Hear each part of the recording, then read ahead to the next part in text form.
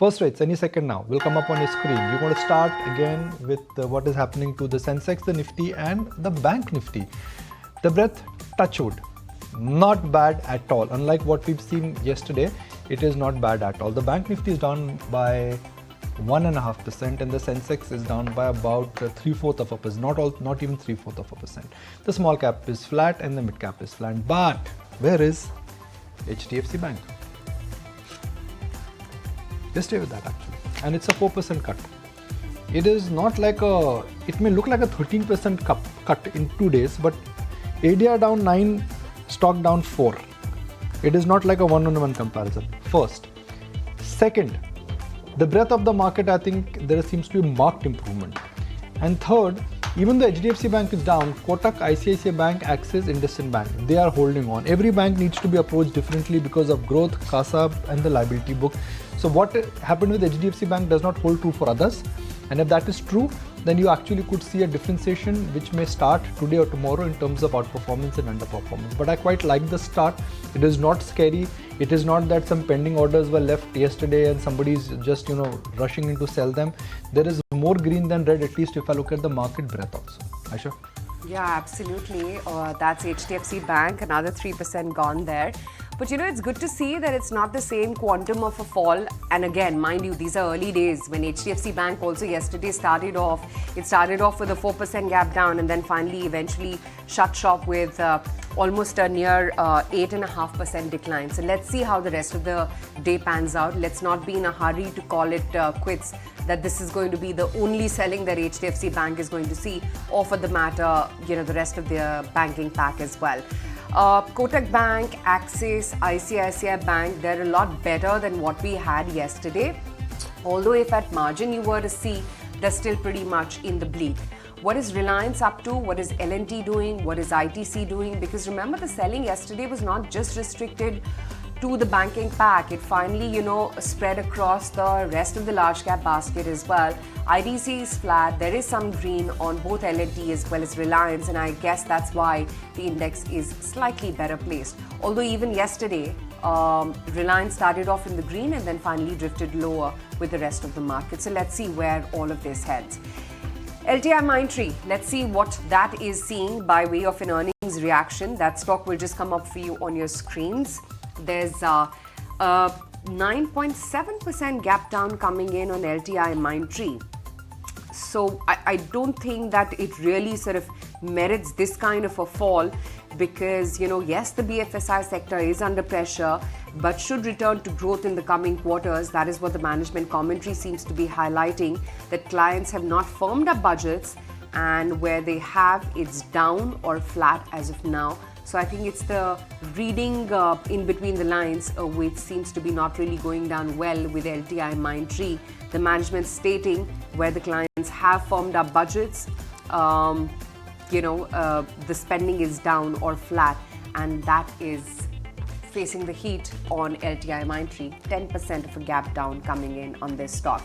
Is that now rubbing off on the rest of the IT pack, and is that rally getting stalled? Because yesterday the only island of green was actually IT. So let's see what Infy is up to. Flat right now in trade. TCS 0.5% higher. HCL Technologies was actually a big mover yesterday, about 1.5% up in the green. So yeah, that rally also, or rather that move also, is getting a little bit stalled. But ONGC, BPCL, L&T, the Adani group of names, they're all actually holding up in the green. Kunal, it's not as bad as one anticipated, or at least one was bracing ourselves after yesterday and this morning. What trades are you punching in? So L&T, is the stock which I would look to go for a buy, because I think that's a stock which has been resilient. It's still trading with a positive bias. In fact, I think at 3,500, 3,580 odd mark, it's a stock which looks attractive in terms of the support as well as the near-term chart structures. All right, Naresh, what is your outlook on the market open, and what would be the first trade that you're punching in? So a decent open in the markets. The small cap index actually is in the positive. So overall, looking at small caps again. So buy on Symphony, continue to like the stock at current levels. Harsha Ayodhya joins us. Let's take a conversation forward. Let's understand from him what he makes of the market mood and what he makes of the market texture. Harsha, good morning. Thank you for joining us. Last week it was IT, this week it is HDFC Bank. How would you right now map the market mood for us? Good morning, Nikunj. Clearly, what we have seen in the early part of this earnings season, some of the moves have been very, very exaggerated. Not that the results or the internals that were given out merited that kind of exaggerated moves across the board. This also shows that probably we are no more in a trending market. We are probably close to an inflection point in the very short term. Given that the valuations have moved up in the recent times with strong performance of Indian equities, it's possible that we will probably get into a consolidation or a correction in the very short term. Okay. So what would you attribute, let's say, a fall in HDFC or a polycap to? Do you think this market is now showing signs of nervousness? If the reaction is so exaggerated, historically it means that bulls are getting tired? Yes, Nukunj, that's what I was trying to explain. Some of the moves, whether in the IT pack initially or some of the banking names yesterday, how they reacted, shows that people could be nervous at these valuations. It may not be related to stock-specific valuations, but just the valuations overall in the market clearly are putting weight, and that's what is leading to this kind of volatility in our opinion. The kind of indications we got from HDFC Bank, and this is India's biggest bank, that is an indicator of where the sector is headed. And India's biggest bank has said the following, which is that there is pressure on liability, and if there is pressure on liability, growth has to slow down. Now, obviously, HDFC Bank is a representation of the sector. So my point is that would you read yesterday's or day before yesterday's HDFC Bank numbers as more like a profit warning for the entire sector per se? Nikunj, definitely it's one of the important statements that has come from the leading bank, I would say. And we all know that deposit growth has been lagging for quite some time. This leads to a bigger question. If we are looking at economy growing at 7.5% over the next few years, investment cycle reviving, who is going to fund that credit growth? If you look at debt mutual funds have not been receiving any inflows post the taxation change that happened this financial year. We have not seen any interest from retail public into buying debt papers. We have already seen a deposit growth slowing down considerably in case of banks. If this is the situation, if corporate India needs debt, who's going to provide that debt is the question that we need to ask. And in case we believe that this is going to be a systemic issue, then probably the kind of growth rates that we are expecting in the economy could also come under question. But these are early days. Definitely, we need to keep watching this in terms of how it moves over the next 1 or 2 quarters. Harsha, now let's take that point forward. So if banks slow down, and if they don't lend growth, that means economy will slow down, because banks are like the early indicator. If banks are slowing down, that means economy will slow down, that means earnings will slow down, everything will slow down. Yes, Nikunj, one could make that argument, but as I said, these are too early days to conclusively say that that's how market is going to go towards or economy is headed towards. Yes, we need to remember that credit growth is very important for any economy to sustain the growth, and that's where we need to closely watch these numbers going ahead. Harsha, the other question really is this the sort of tipping point where the markets would fall under its own weight? And it's not just us, you are seeing a global readjustment of sorts because of the unwinding of the dollar trade, I guess, also, wherein a cluster of emerging markets has seen an FII sell-off as of yesterday. So just wondering whether you need to go cautious and maybe profit take within small and mid caps also right now. Was 22K the near-term peak that we saw day before? Rishabh, clearly the valuations have been on the higher side, especially as you go down the capitalization curve or as you go down the liquidity curve. And that is something that every investor has to remember, because the kind of up move that we have seen over the past year or past 3 years with hardly any volatility cannot be a normal course of things for equity markets. Equity markets are always volatile. You will see ups and downs, but that has not happened over the last couple of years. And that has simply made more investors come into the market without realizing how volatile equity markets could be. Having said that, at this point of time, at least we are not seeing very big reversal in terms of flows, whether it is domestic or foreign flows. In fact, domestic flows have continued to be very strong. We have got SIP numbers which have been making record numbers every month. So very unlikely that anything drastic would happen on the domestic flow side. But we need to keep looking at what happens on the foreign liquidity perspective. These are some of the moves that will put some pressure on the market if it reverses. But at this point of time, we have not really seen any big change. Also, the biggest and most popular trade of last year, or up until actually Monday, was PSUs, right?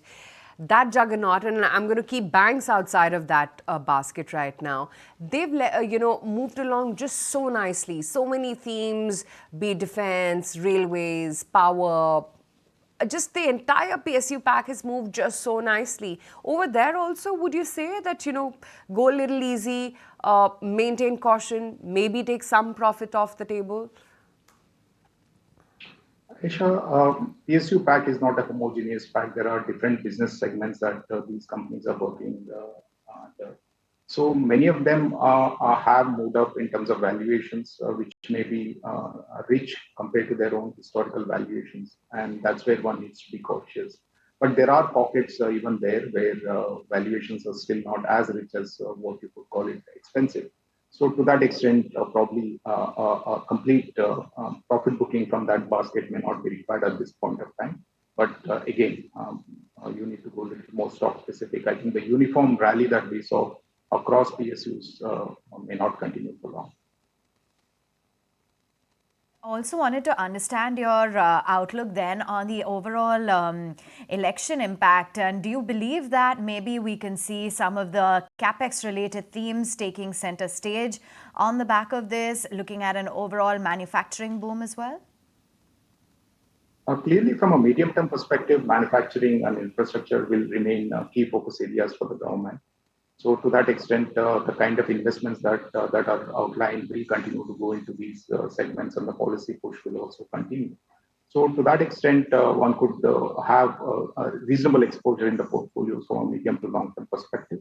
Having said that, I would say many of these segments also are at a reasonably high valuations. So in the short term, one cannot expect the same kind of up move that we have seen in the past few quarters.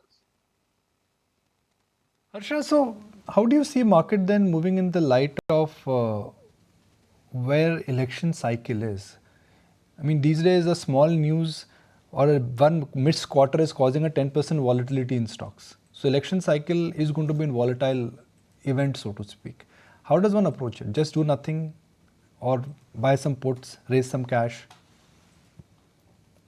Nikunj, if you look at elections from a 15-20 year perspective, then probably you will not even notice what has happened during those election periods. And many a times, the initial reaction that happens post verdict may not give you any indication in terms of how the next 5 years are going to be. Look at what happened in the 2004 election result day or in 2009. So clearly, one should not base all our opinion based on the initial reaction that market gives just after the election volume comes out.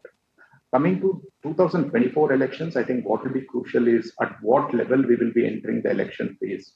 If you are entering already at a very high valuations, probably even with an outcome which is more or less in line with expectations, you could still see profit booking. Or if there is a disappointment, probably the cut is going to be very large.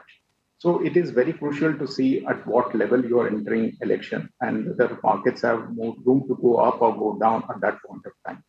At this point of time, assuming that election results are going to come out tomorrow, I would say that the risk from a medium-term perspective is a lot lesser on the large caps as compared to the small caps.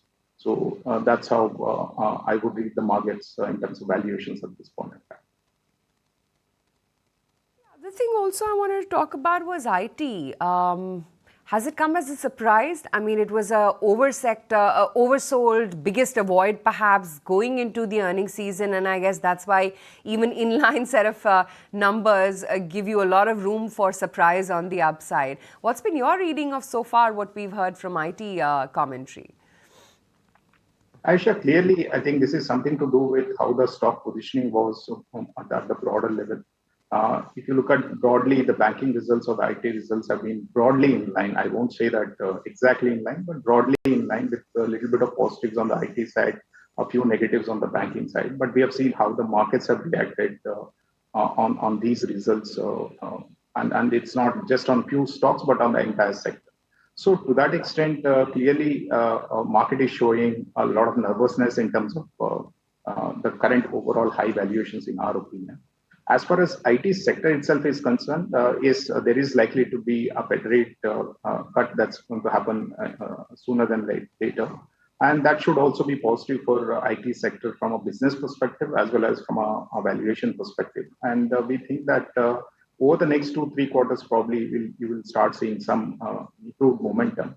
But at this point of time, I can't say that the entire up move that we have seen in the sector is driven only by fundamentals in that sense. It is also due to how most of the institutional investors were positioned in this sector.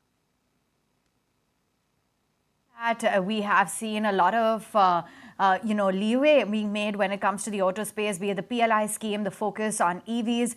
What are some of the key growth drivers for autos according to you down the year, Harsha?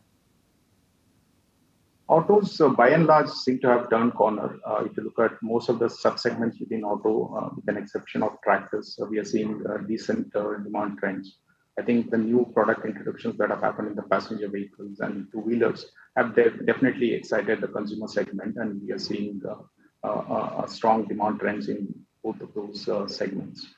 Tractors have seen some weakness in the recent times. Probably that would continue for the rest of the financial year as well. And also one needs to closely look at next year's monsoon. After having one efficient monsoon, second monsoon is going to be definitely very crucial for the tractor segment.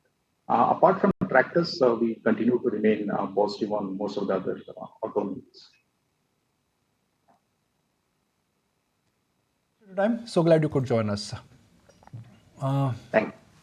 I'm just going to strip the focus and let's first actually mark HDFC Bank, because we've seen a sizable recovery actually in that stock, and from the day's low it's recovered in a respectful manner. Day's opening turned out to be the lowest point of the day. Let's see where it settles. It's going to settle first and then you could say, okay, the worst is behind us. This could be pure institutional contra buying, which could be coming from, I don't know, from deep value guys who can think in terms of years, not days. But to say that, okay, the stock has fallen and now it's just going to run away and go to 1700 again, no, it's not going to happen in that manner.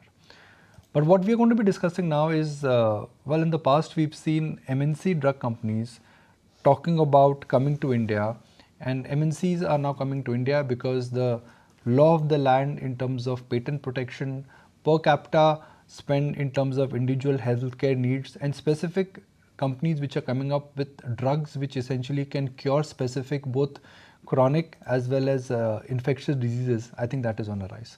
So we want to take the conversation forward with Keval Handa. He's got a very deep understanding of Indian MNC pharma. He's been associated with the sector in different capacities. So let's take it forward. Mr. Handa, good morning. Thank you for joining us. The theme which everybody wants to understand is that as the Indian per capita increases, Indians will spend more on healthcare and medicines. Is there a case that per capita for generic and the non-generic spends in India will also increase? A very good morning to all of you. Yes, of course, the generic market is very attractive both in India as well as abroad. And it's likely to be roughly around about $600 billion in 2030. And in India also the market is growing roughly around about 9% or so now.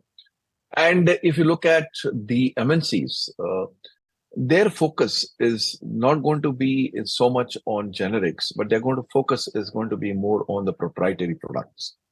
And there is a good market now, as you rightly said, with the improvement in GDP and per capita income for these proprietary products. All that is required is pricing the product correctly when you are launching these products in developed countries. And I see this trend happening more and more, and generic focusing on their proprietary product through licensing routes. I think that's the way forward for most of the multinational companies to capture volumes in developed, underdeveloped markets. Morning. I just wanted to get in an outlook from you because we have been seeing a lot of players focusing on research and very successful when it comes to undergoing trials.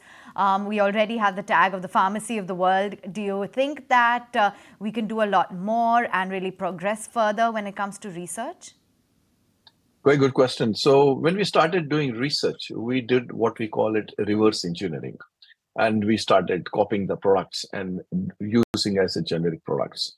From there on, the Indian research has gone up beyond Indian industry. Research has gone up to synthetic of chemistry. They are looking at complex generics.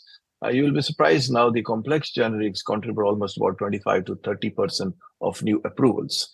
And these complex generics are generics in terms of API complexity, formulation complexity, delivery system complexity. A lot of Indian companies like Sun, Zydus, Intas are engaged in this complex generics. So the future for these companies are to have complex generics developed and sell it in US and global market.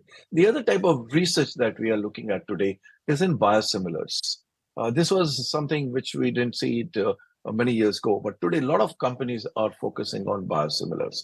It takes time. There are regulatory challenges, but companies like Biocon and Zydus and Intas are going to reap huge benefits doing research in biosimilars.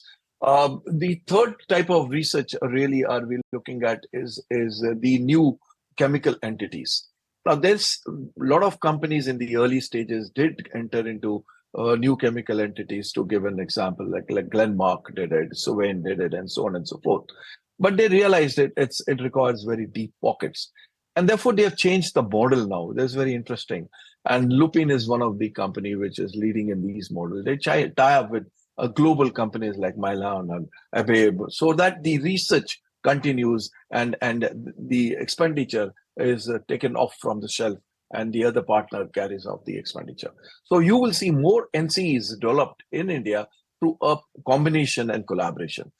Clinical trials is another area that we need to really focus upon. And this is something which we had a lead many years ago. We lost it to countries like Korea and all. I think it's a time to focus on clinical trials also. So I just gave you a little bit of canvas of where the Indian companies are really started focusing on research. And Mr. Handa, the interesting thing is that in calendar year 2025, as per our understanding in research, almost $24,400 million worth of patent in value is expected to expire. You think that year would be great for Indian companies? Any specific patent expiry to look forward to? From which Indian company can, you think benefit in a big way with that? So every Indian company would be working on this and filing the NDAs abroad in US. They are also preparing themselves for launching these products in the Indian market.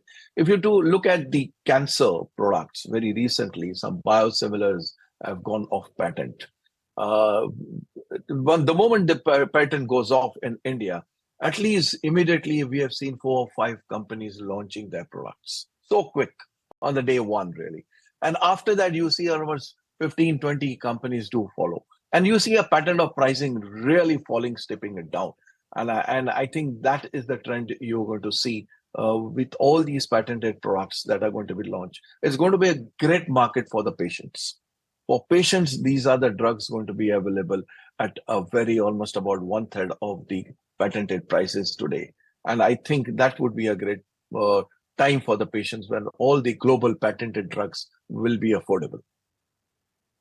You have to look at a basket of where do you think the growth is going to be within India and then outside India. And if you can just categorize for us, will it be oral injectable? Will it be oral? Will it be injectable? Will it be specialty? So the Indian market, if you look at today, the growth that is happening is not driven by volumes, unfortunately. It's driven more by price and launch of new generics or so. And if you look at the specialty, it's almost like done to death by, if you look at every specialty that you're looking, it's done to death. Where they are going to really come at is in the complex generics. Is going to come into areas where in cancer, in MABs, That's where it is. And in biosimilars. These are the areas where you will see that more traction will happen, and most of the companies will reap more benefits doing their R&D in these areas. And therefore, most of the companies would be focused to launch biosimilars, complex generics, and to look at a new delivery system for the existing products. That's where the focus would be. In terms of, I mean, we're a stock market channel. We're trying to identify where money can be made. If our viewers, let's say, have to bet on a pharma theme, should they lean towards MNC pharma companies because they have a clear runway where per capita and better medicine, healthcare will be a game changer for them? Should one focus on companies which have combination of both, or should one focus on your generic companies where, like you said, that the growth is coming back? What should one invest in?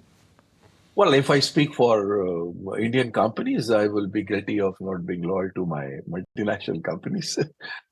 But I've been working with since I've been with along with Pfizer almost about 10 years now. I've been working a lot of Indian companies very closely, and you see the market after COVID for Indian companies had a little slowed down post COVID.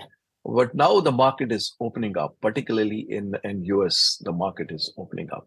And the focus of the Indian companies now again have started looking at US onwards. So there is one way of looking at companies now who would be having more NDAs filed in US are something that you should look at it quickly. Closely, because a lot of analysts have lost that focus and said, no, ANDAs are risk and there are regulatory challenges. But no, that's where the money is going to be made, and that's where the entire market. It's almost about 500 billion market by 2030. You cannot ignore that, and that's the market where the Indian companies will really thrive. That's one area that will. We need to also look at companies with neo technology that they are coming with, and this is in the biosimilar products. And which are those companies which are focusing on biosimilars are definitely going to gain. And finally, I would say that focus on APIs. The PLS scheme is there. A lot of companies are developing almost about new APIs here. Almost about 30 to 35 APIs are coming in place. Focus on those companies which are using these PLI scheme to get new APIs and to scale it up. Or they are looking at the key materials for the APIs. I think those are the areas that if you start focusing it, I think you will never go wrong. And formulation is, of course, the most defensive. There's a good demand for a good formulation in India and a good company with having a good diverse formulation portfolio. And if you have won that, I think you can never go wrong. Okay. There is a belief in the market that MNCs in India are not getting their best products out, largely because of patent challenges and the cost benefit analysis in terms of how much they have to invest and how much they can actually make money because of the regulatory environment. Is that true? Will that change? So, patents have been there for a pretty long time. There have been a lot of challenges under the patent. We have gone through the learning curve on patent challenges, and MNCs have also learned that this is a tough market, but it's not difficult to launch products. They have been launching products in India. They will continue to launch products in India. Only perhaps they may change their business model. And we have seen their business model. They will get into one or two partners in case they feel that it's going to be very difficult to market these products in India. So they may get Indian partners to market. And we have seen that trend that they select one or two partners to launch their product. And you will see more of these trends happening. It has happened more in diabetic products and cancer products, but you will see more this happening across all specialty that MNC will be doing. Will MNCs put their feet on the ground? I think they are reducing their feet on the ground. It's a simple reason they are looking at partnership and collaboration in India. Thank you for putting that into perspective, giving us an all-round view as to how the pharma sector is shaping up. By the way, what's going on with the markets after yesterday's carnage? We're down 190 points at 21,383. You've got the broader markets, by the way, that are underperforming the frontliners today. So a cut in excess of 1% when it comes to the mid and the small cap indices. Safe to say that it's PSEs, IT as well as realty that's leading the way down, as all your sectoral indices are in the red as we speak. Let's check in on names like that are under pressure: ICICI Pru, NHPC, Tata Elxsi, Coforge, Ircon International, all of that within the broader universe, and HDFC Bank clutching onto the 1500 mark. That's down 2.5%. But let's put the spotlight then on NHPC to talk a little bit more about the government divesting stake, the OFS, and R.K. Vishnoi, the Chairman Managing Director, joining in to discuss this and so much more.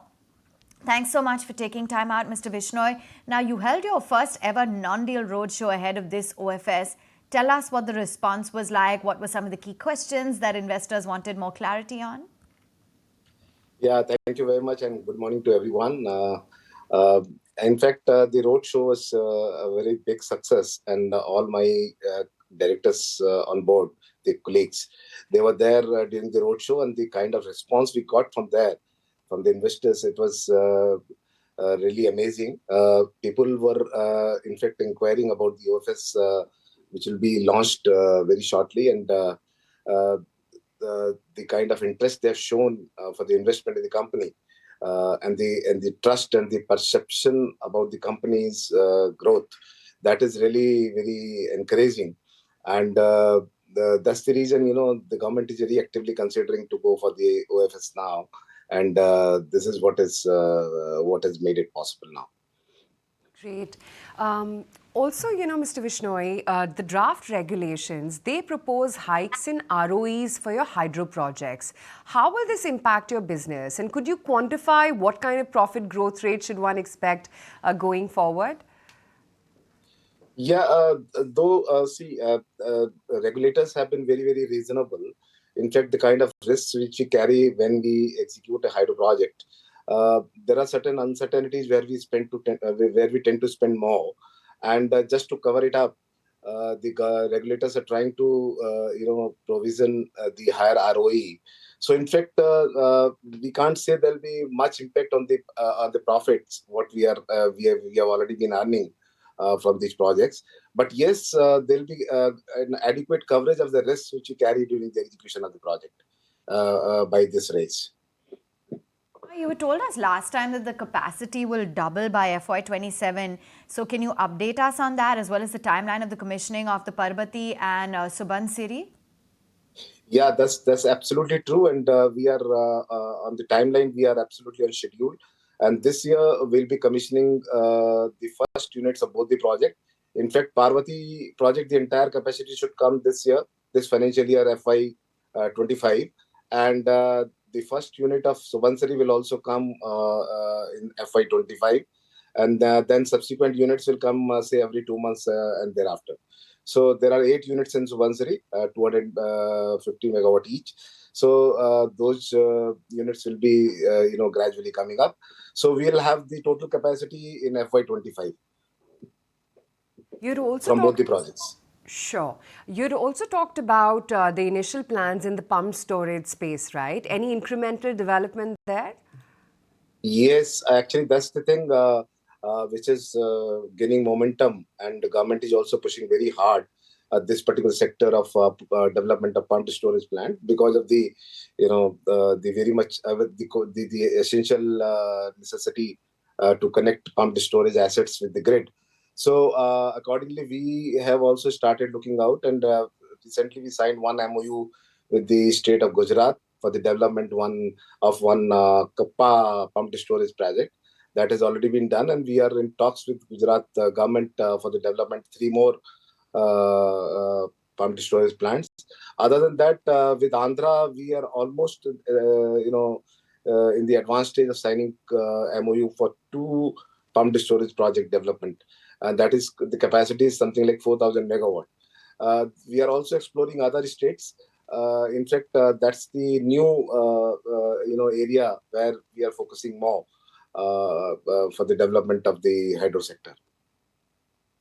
Okay, fair enough.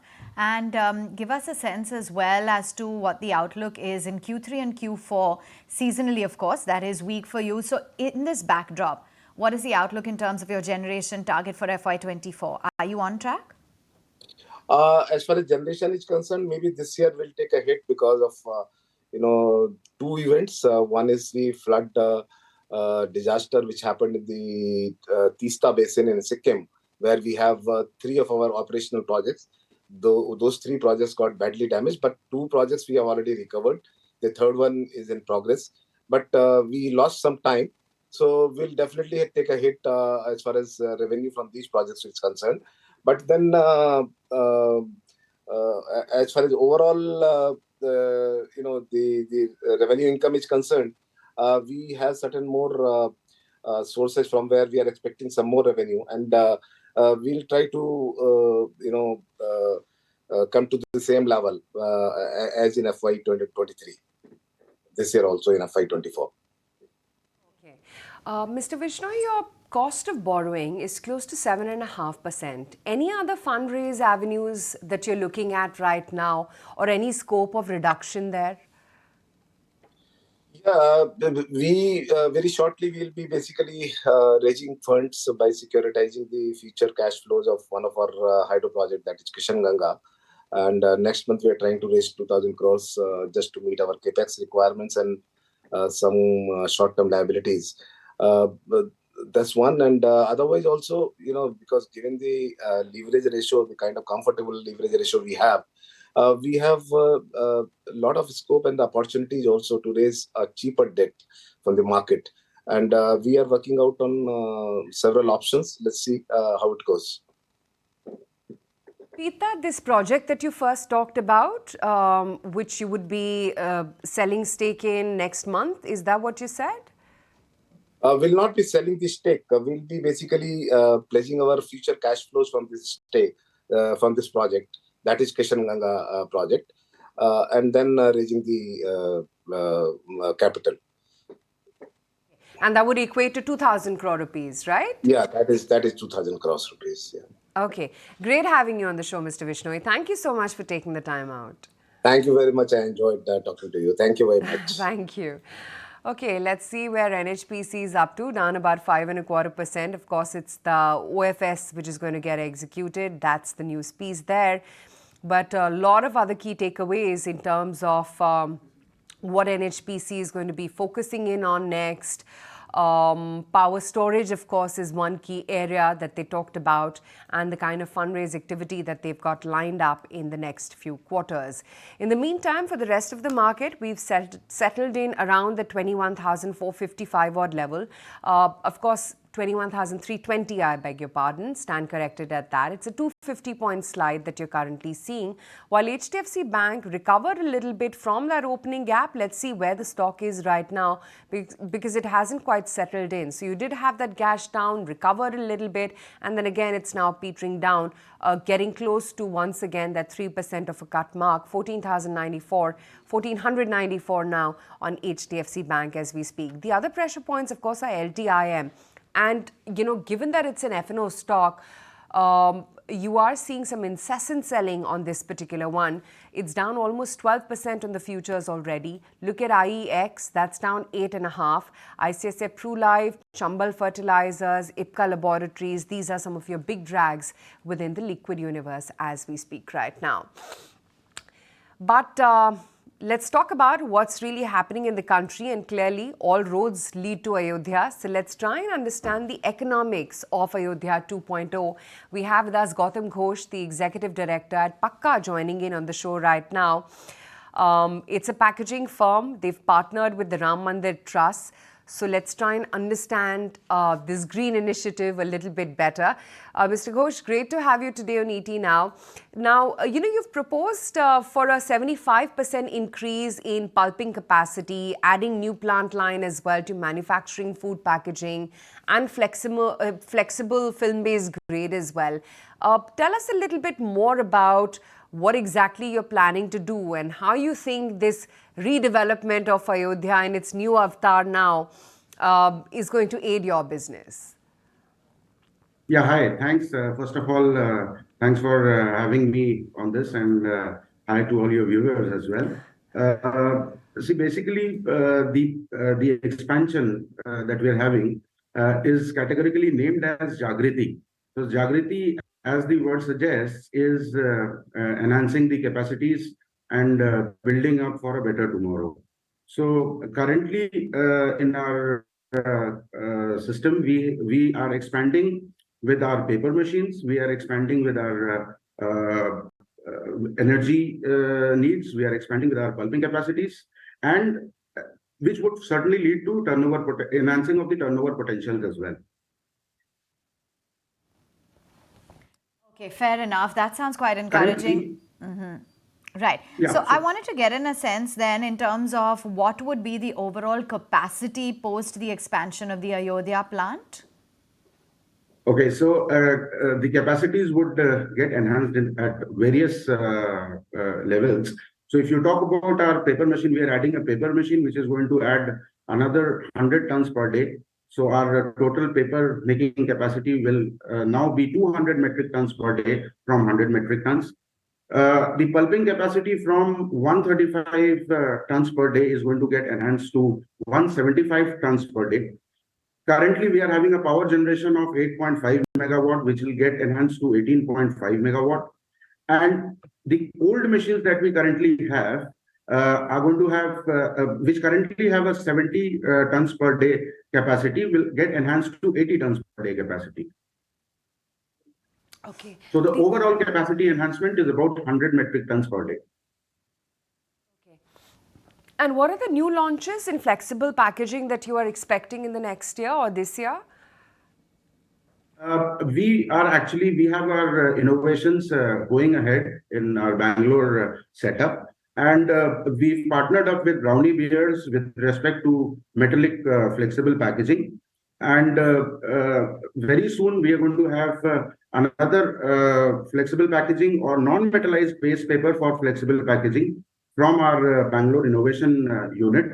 And I'm sure by next year we'll be having the flexible packaging, new innovations in the flexible packaging, which is going to cater to the food packaging segment more. Okay. So what is the outlook in terms of the turnover potential from the Ayodhya plant?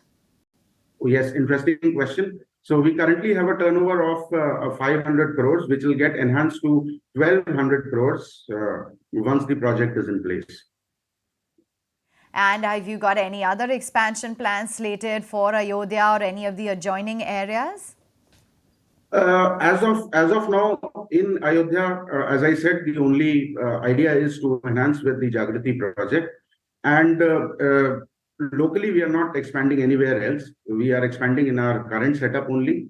And meanwhile, we are as well planning our expansions in Central America, Guatemala, which are at a very nascent stage as of now. Right. Okay, Mr. Ghosh, great to have you on the show, and good luck with the Ayodhya plant and, of course, the future businesses as well. Thank you. Thank you so much. Okay, let's shift focus back to what's happening in IT, considering the drag down that you're seeing in LTIM right now after its numbers in the commentary. Let's try and understand what exactly have each of the IT bellwethers, which have kickstarted Q3 up until, of course, HDFC Bank, have actually been saying about the future outlook. IT, I think overall remains a decent sector to be in, considering the cash flow generation, the dividend payouts, and the long opportunity which these companies will target.